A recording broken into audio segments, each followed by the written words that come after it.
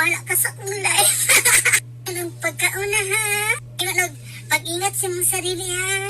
Ingon og huno na alag, pwede ka. Ingon og dili ko gusto mawala pa ka sa kuha. Ingon og masing wala kay digo ikaw ang pinakahamot sa katanan. Pagkauna ha, dili ko gusto mabas mo ka. Ingon og ikaw na unta santod-santod. Ingon og promise ako dili di ka pasakitan. Tapos mingon, dili na ko kaya mang babae, glai. Pero akong pinakalahab, dili ko miyot og lain. Di ko ma-fall og laing babae, kaya ikaw na akong pinakalahab. Ano man yung mga promise, boys? Wala na itong ailang sa sugod tanan. Ailang mo sa sugod tanan, no? May naman si Suya, amuna.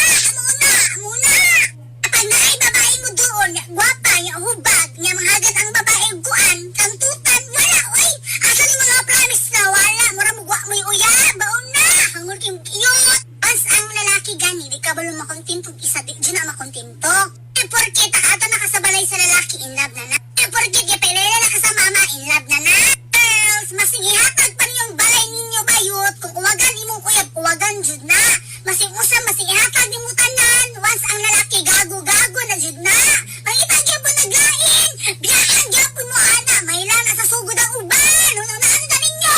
Panahon na, daghan tigkatulpod na babae, bantog ang iyong uyab, madanipod, wala man, house man kayo, best in sales stock man. Sus, kung may trabaho og mall tong babae na wagan, wala ko'y permit kang customer, wagan man no.